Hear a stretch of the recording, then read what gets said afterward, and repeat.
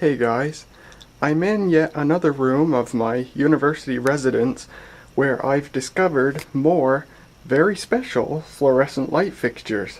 I did not know these fixtures were here.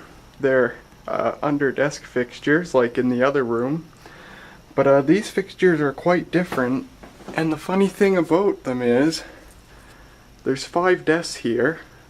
4 of them have these under cabinet lights, and all 4 of these lights are the same. At least they're the same on the outside, but 2 of them are different on the inside than the other 2 in a very special way. So first I'll demonstrate the first 2 not quite as special fixtures. We're in the library, by the way. This is the library of the house, and it's got a lot of cool vintage literature like this. But anyway, what these fixtures are, that one's missing an outlet, but that's what it looks like. Now, this threw me off, but if you take the cover off,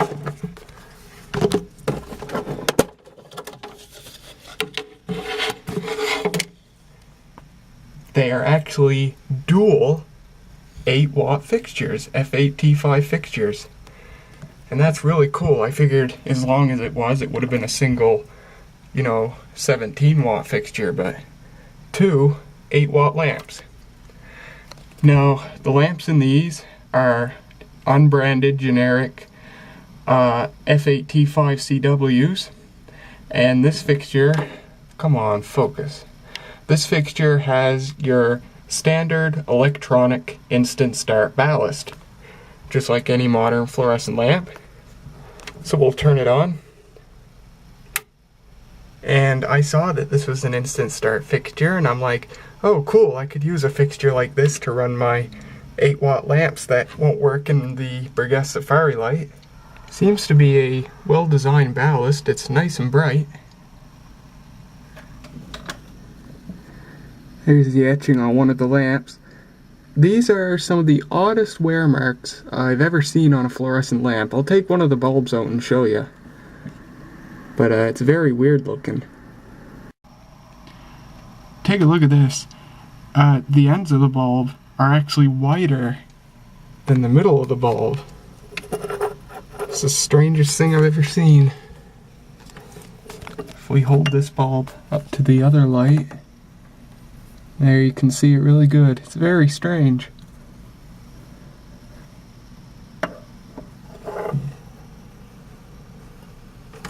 Anyhow, put this back in.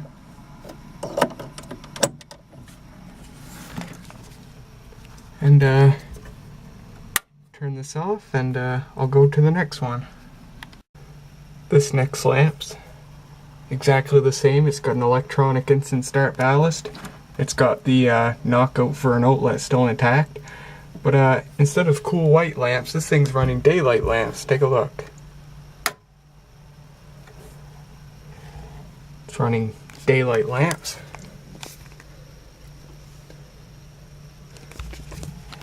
And I'll take the cover off.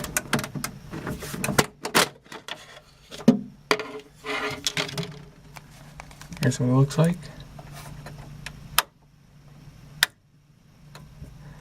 And the lamps actually have a brand name on them, so I'll take one out and show you. It's an NEC FL8D, odd name for it. Made in Japan, daylight. And looking at the logo, I think that's NEC's old logo, which means I think this is a vintage bulb. The other bulb's exactly the same. So what I'm going to do is, it's got a, oh come on, it's got a date code on the etching there. Those are what the little dots are. So I'm going to take a picture of this and put it on the lighting gallery and see if someone can date it. Now, you may think, well that's odd, a modern lamp with an electronic instant start ballast, why would it have potentially vintage bulbs in it? And that'll be answered in just a moment. But for now, put this back in. These bulbs, unlike the other ones, these ones have hardly any wear on them.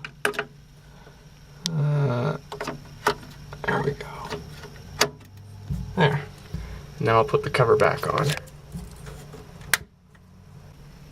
Alright, here's where things get really interesting. Here's the third fixture. As you can see, it looks exactly like the first two. The lamps in it are exactly like the lamps in the first one, generic F8T5 CWs.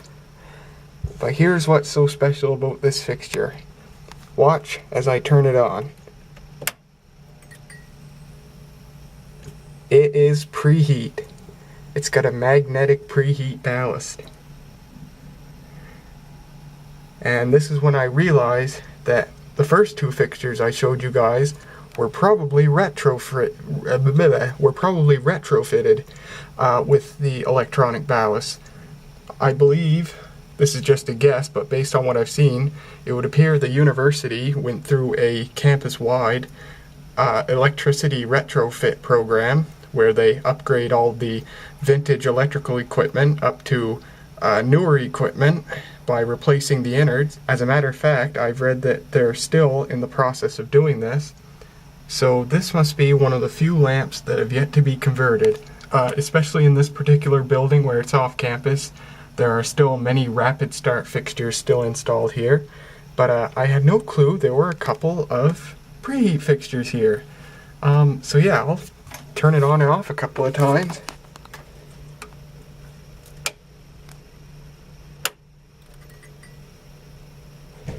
The starters make a really great sound.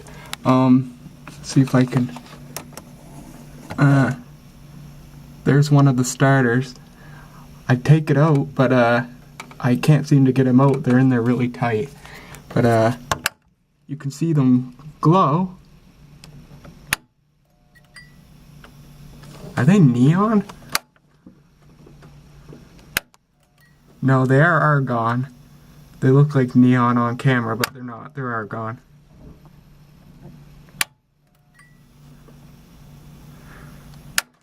Take a look at the other starter. Switch.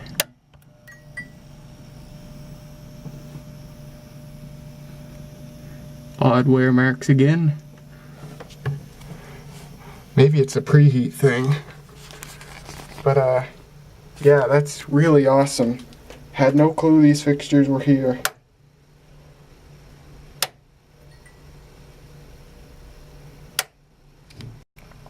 If we take another look at this first electronic ballasted fixture,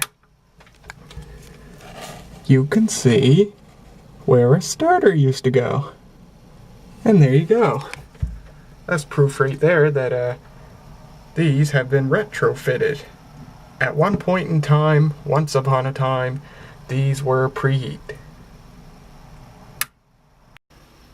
So now I'll show you the fourth fixture, complete with pregnancy magazine from 1999.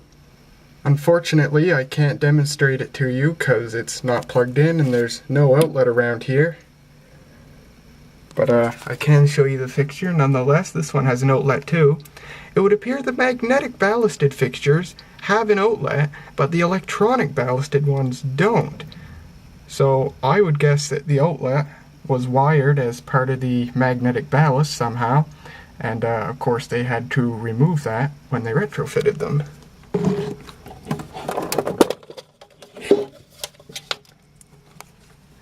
Here it is. This one also has the Nec Daylight Lamps.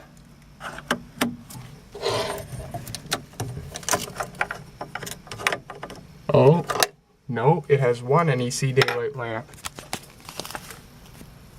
What the heck is USPAR? USPAR. USPAR. With really weird aging marks. That is strange. I'll have to ask about this one on the lighting gallery too. I don't even know what color it is. What color is this lamp? We're gonna find out right now. Here's something weird I just noticed. This USPAR lamp has tan colored plastic fittings on the end caps. I have a generic brand F8T5D with the same type of end cap, so I'm wondering if that lamp could be also an USPAR lamp. Well, let's remove this lamp put the USPAR in.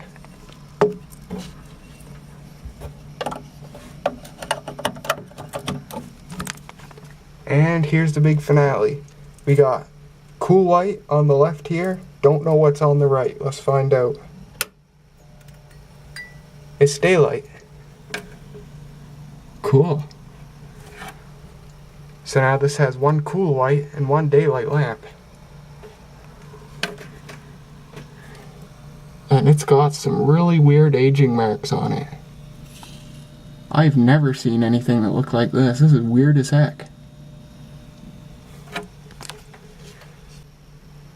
Now we have one of the NEC daylight lamps on the left and the USPAR lamp on the right. Let's see how they differ in color and brightness. Uh-oh. Okay, lamps in now. Let's see how they look. Oh, I love the sound of those starters. The NEC has, to go to the wall here, the NEC is a little bit brighter and it's a little bit whiter. Yes, the USPAR has a sort of a greenish color to it. Probably not a high quality lamp. I can see some burning off happening. These lamps probably are never ever run. Aha! Right there on the sticker. Second quarter of 2001. That's pretty late for a preheat fixture. That's pretty cool. That's about it. There is the 4 dual 8-watt fixtures, electronic and magnetic ballasted, in this room in my university residence.